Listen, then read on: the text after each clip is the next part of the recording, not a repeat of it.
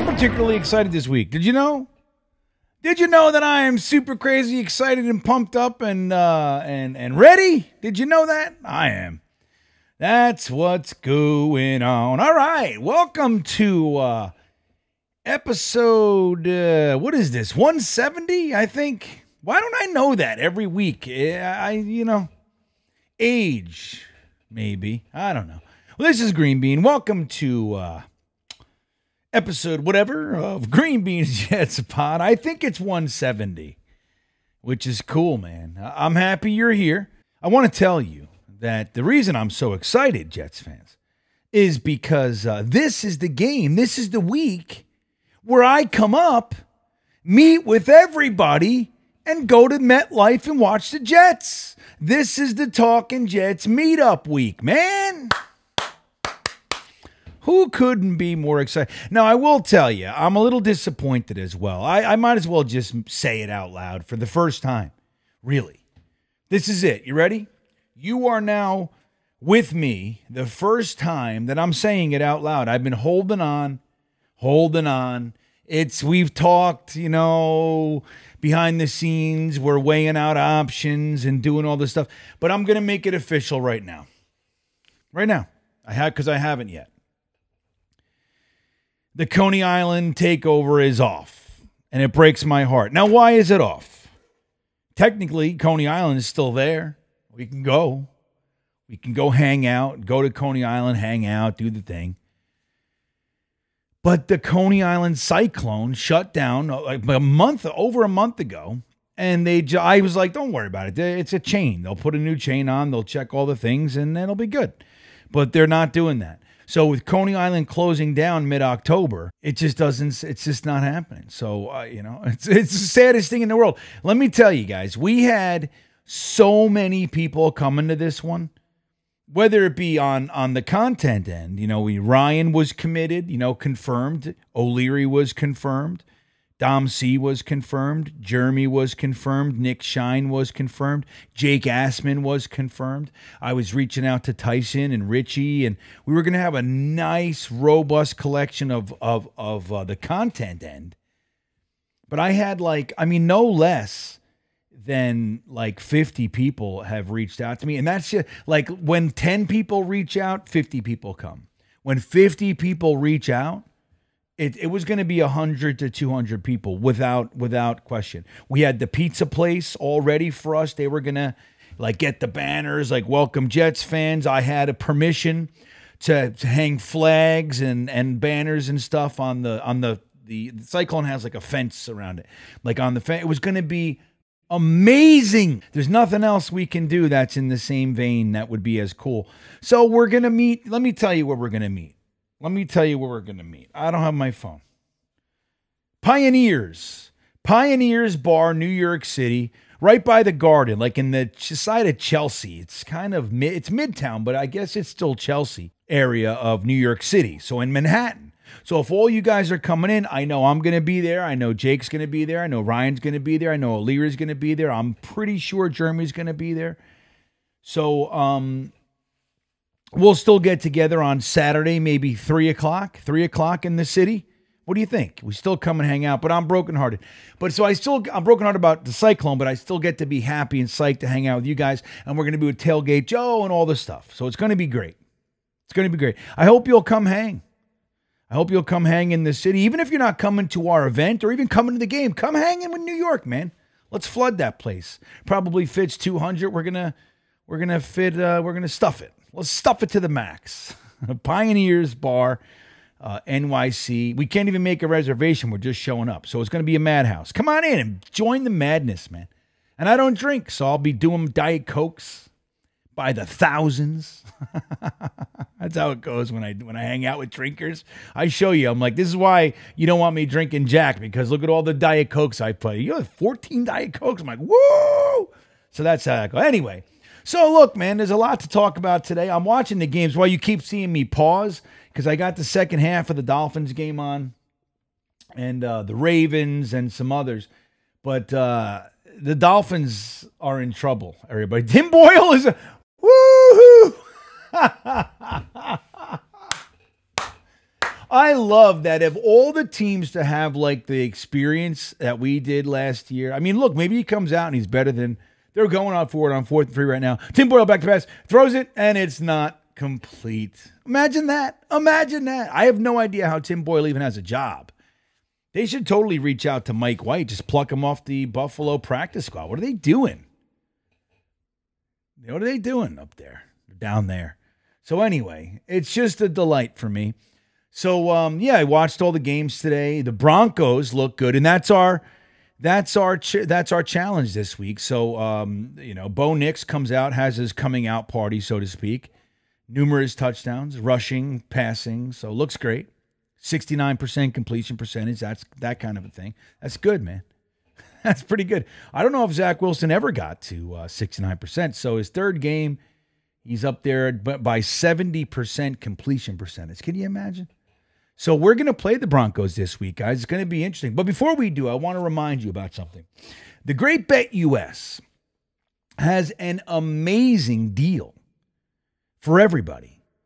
This is what's going to happen. Guys, not only, remember the 125% bonus that we were talking about for the first couple games of the season? BetUS is now offering you more, a 150% bonus on your first deposit, up to $2,000 by using this. The promo code YouTube150. That's how you're going to get it. So when you go to BetUS, if you've been dilly-dallying, hanging out, I don't know if I want to do it, you're waiting, your apprehension, your procrastination has paid off. You got a better deal than if you would have signed up before. 150% bonus on your first deposit up to $2,000. BetUS, where you get all the odds. I'm a big fan of the prop bets. So go ahead and use the promo code YouTube150 to get yourself a 150% bonus on your first deposit up to $2,000. And that's the way it will go. Thank you to BetUS for sponsoring I don't know what episode, 170 of Green Beans Jets Pod. So there it is. Now, guys, looking at this stuff, we talked a little bit about Olu Fashanu this weekend. Let's start with Olu. Olu. All right. Olu Fashanu, man. Whether or not he was the right pick, right? I made a whole video on it. You can check it out. I'll put it right here. There you go. If you want to watch that video, I go into it in greater detail. But boy, oh boy, is it nice to have a first-round pick, arguably the top pass protector in the draft. There was Joe Alt, right? Brady Latham. Is that his name? Brady Latham. Let's call him Latham. Jesus. Went before him, and they had their assets and everything. But arguably, I think in most people's estimations, the top pass protector in the draft was Olu Fashanu. The Jets got him at 11. And Brock Bowers and numerous other wide receivers were still on the board, and weapons and all that. And other linemen, you could have made a case for Fatanu or Marius Mims, who's already hurt. That was the rub with Mims, sadly, man, because the guy is, is he a monster? But so the Jets decide, you know what? We're not going to go for the shiny thing. They did try to trade up to get Neighbors, and even tried to trade up to 8 to get Odunze. So it's not the weapons thing wasn't off the table for the Jets. But they decide, trade back a little bit with the Vikings, get a little bit of extra capital, and take Olu. Now, let me ask you, are you happy, unhappy about seeing a first-round pick come in when Morgan Moses went down, which what looked like a season-ending injury? But he's going to be gone for 2 to 4 weeks, and hopefully that sticks. It's not like 6 weeks. But even if you got a first-round pick coming in instead of an undrafted free agent, or what we have on the roster, which is a 4th and a 5th-round pick, I believe Carter Warren was a 5th, right? Maybe they're both 4ths. I know Max Mitchell was the 4th-round pick of the 2022 draft, that great draft. It was Sauce, G-Dubs, JJ, Brees, Max Mitchell, Michael Clemens. I mean, they're all playing. They're all on the roster. It's crazy. JJ, as we know, is hurt, but what a stud he is, huh? So it's a nice it's comforting with when Aaron Rodgers, you want him to kind of get comfortable and develop with this team. Remember, man, we're only 3 games together as a team here, guys. For God's sakes, we're getting all huffy puffy. 3 games, 3 weeks. That's all we got. So Olu Fashanu, man, looking good. Had a nice. He only played 14 plays, but 0 pressures, obviously with no press, 0 sacks. Did better in the run grade than he did in the pass grade. I mean, I don't know how you have PFF gave him a 40 pass blocking grade when he had no pressures and no sacks. How do you get a 40s? That's why I don't like PFF. I mean, they're probably looking at something else. His feet weren't good. They don't like his feet. I don't know. You know what I mean? So whatever. But what an amazing thing. So that's what we're going to see. You're going to see an offensive line as they trot out there, assuming everybody makes it through the week. Tyron Simpson, who didn't like seeing Jonathan Simpson running over to Breece's aid when the guy picked him up and threw him down. I forget who it was. It was the linebacker. I just forget his name. Starts with a T. But you pick it up. He picks Breece up and slams him on the ground. And we've seen that for the last few years. Our quarterbacks are getting hit out of bounds. And there's no offensive lineman running over. And I watched throughout the game, offensive lineman, if there was a run, the first guy to pick him up, Breece, Braylon Allen, whoever it is, off the ground, it's the offensive line. That's their job. They're the protectors. You got a bunch of little tiny guys running around. Breece, not that they're tiny, but by comparison, Garrett Wilson, Breece Hall, Braylon Allen. You got these guys, skill guys. Why? Aaron Rodgers. The offensive linemen are the protectors. They're bred that way since they're little. Like as soon as you're young, if they're an offensive lineman, they get that in their head. You protect him. It's your job to protect this guy. So they take that seriously. And it was nice to see Jonathan Simpson run over. So he's at left guard. Joe Tippmann playing out of this world. Had a bad snap, gave up a pressure. So, I mean, it's like he's not perfect, but playing great. AVT. Got to do the 3-wood for AVT. And then now you got Olu Fashanu down there in the right tackle spot. So it's not a bad thing to do. I feel better. I'm going to tell you. It's why I was a big offensive line proponent in the draft this year. I loved Brock Bowers too. I loved Rome Odunze too. I loved lots of the wide receivers. Don't get me wrong, man. I wanted a weapon too. And if they did take Rome Odunze, I would have been happy. But man, it's nice to have Olu Fashanu coming in.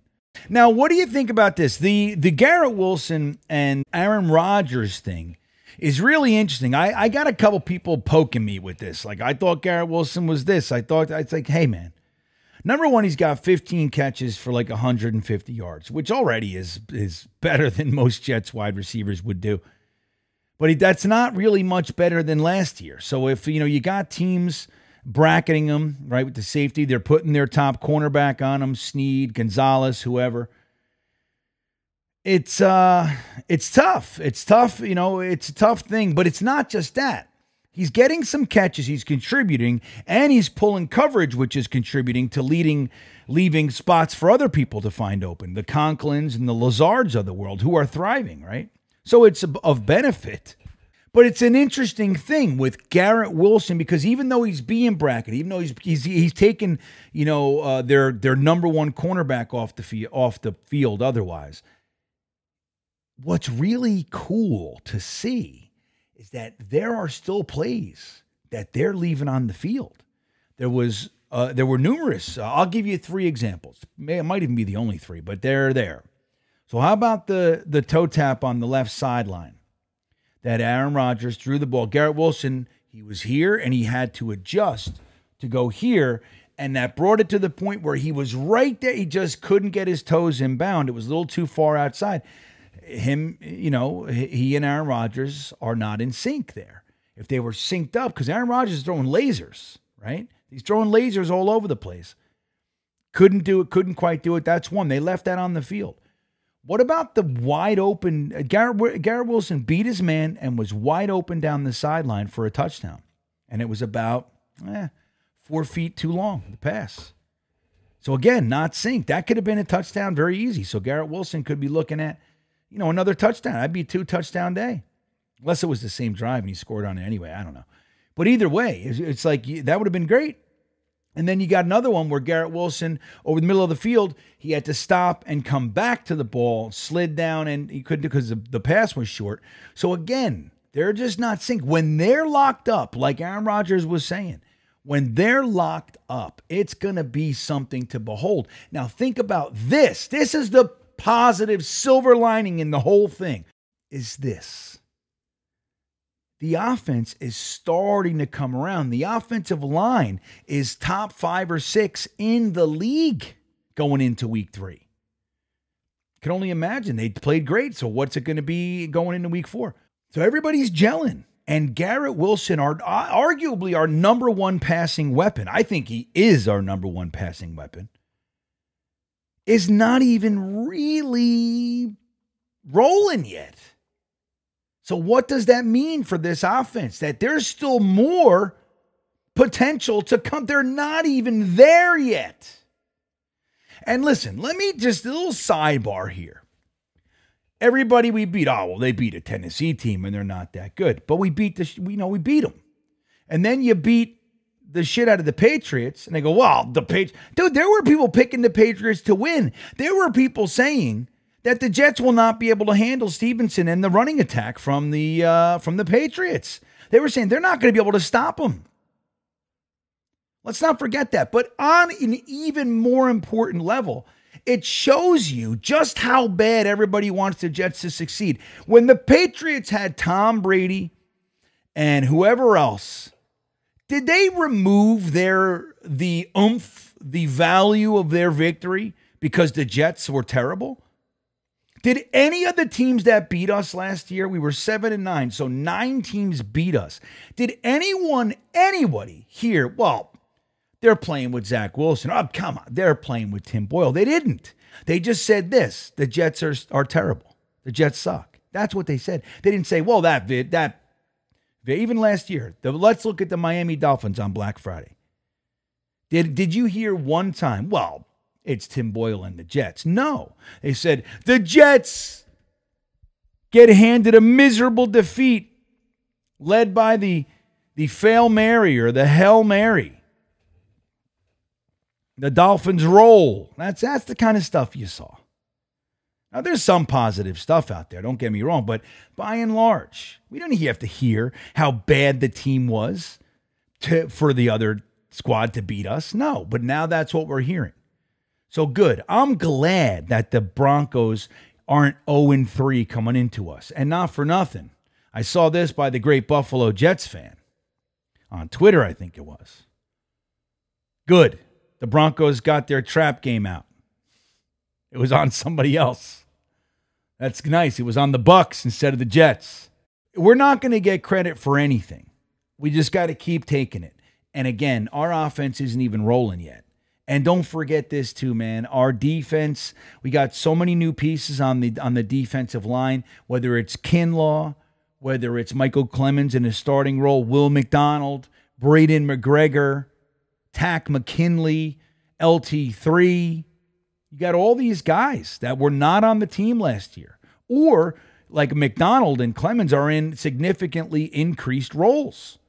So they're taking their time that's necessary to get rolling. And look, we beat the living hell out of a division rival that has owned us for 20 years. Owned us, man. Go ahead, go back. You can Google Jets-Patriots rivalry by year, and you'll see it. So anyway, it's one of those things. So how can you possibly, we've been 7-9, 4 and whatever, 2 wins, 7 wins. Please, why do you got to take a rug out from under us? So it's going to be interesting to see how, if we beat the Broncos, even though they just beat the Bucs in beautifully fun fashion, if we beat the Broncos this week, which we're going to, be my first win in MetLife since 2015, you watch what happens. You watch. The Patriots beat the Bengals, took the Seahawks to overtime. People picked them to win, and the Jets beat them, and they say the Patriots suck. The Broncos just beat the Bucs. The Jets beat them, and you're going to see. Watch what happens. So anyway, let's talk about the main subject of this show. And I just got a call recent from in the past hour that says a little something about Aaron Rodgers. I just got this information. This is from inside the Jets facility. I just got this information. And for that, I'm going to tell you what I just heard. It's exciting. Let's do this in the intelligent gripe. All right, you ready for the secret? Now, look, it's not to say that this isn't something that we can talk about and deduce for ourselves. We can imagine, I bet this is going to be, I bet this and that or the other thing. But I got told that right now, inside the Jets facility, the air is Aaron Rodgers wants very badly to get his revenge on Sean Payton for the baloney that he put us through last year. Remember, Aaron Rodgers went down. Now, we went to Denver and beat them. So we got Hackett's revenge. But Aaron Rodgers didn't get to put a sock in Sean Payton's mouth. So remember, Sean Payton last year said that he took over the worst coaching job in NFL history, which now knowing Hackett for a little while, I think is probably close to the truth. It could be anyway. Right? He seems a little slightly disorganized. But anywho, Aaron Rodgers was famous, the famous quote from Aaron Rodgers last year in response to this whole thing was, keep my coach's name out of your mouth. Remember? Keep my coach's name out of your mouth. So Aaron Rodgers is walking around the Jets facility, and he is telling everybody that he wants revenge on Sean Payton. Does that not light you up? That lights me up. Now let's take a look at something. What it looks like to get that revenge. Let's take a look at who we're up against. So obviously we're going to see Patrick Surtain pretty near Garrett Wilson a lot of the time. Now, if he's following Garrett Wilson, that's one thing. But if you put him in the slot, which he's done most of his work, his successful work this season from the slot, maybe he gets Jaquan McMillan, who has 5 missed tackles, 92.2 quarterback rating against 5 missed tackles. Like, dude, that's exactly the matchup you want to try to get. Keep Surtain covering Mike Williams and Lazard and those guys, and stick Garrett Wilson in the slot. See if you can find favorable matchups for Garrett Wilson. He can lose McMillan every day of the week. McMillan has 13 tackles, solo tackles. What does that mean?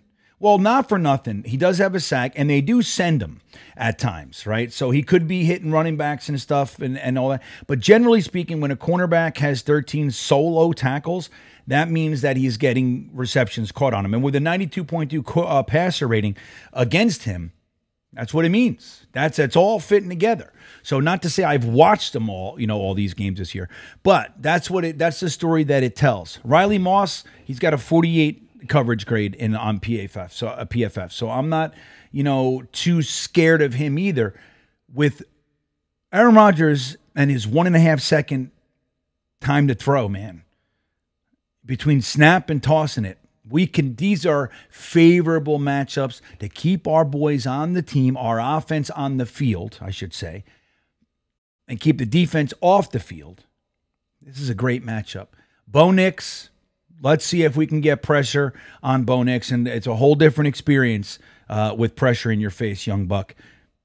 He was running all over the place and all that. A very good game. I love it. I love that they got some confidence and they're not in that desperation mode. They got to win under their belt. Let them come into MetLife. We'll be loud and proud. Aaron Rodgers wants to make them pay. He wants revenge. Revenge! I love it. I love that revenge can last 2 years. Hackett got his revenge last year. Aaron Rodgers gets his revenge this year. And then we get to not watch Zach Wilson because he's QB3. Everybody out there saying Zach's going to leave and go make us pay somewhere. Well, maybe next year, maybe the year after. Sam took Sam Darnold till his 5th year after it to start looking good. It took Geno Smith 9. So, hey, man, it is what it is with Zach. I was really hoping to see him. It doesn't look like we will. But hey, stranger things have happened, but this one ain't. So with that said, how do you feel do you think a motivated and angry and vengeful Aaron Rodgers is going to pay dividends for the Jets, or do you think that we're just overmatched by the energy of the young Bo Nix? Let me know in the comments. Guys, I can't wait to see you this week. Again, Pioneers Bar, NYC, 3 p.m., Saturday before the game. We're going to be there hanging out. It's going to be a blast, and then we'll go to the game and have a great time.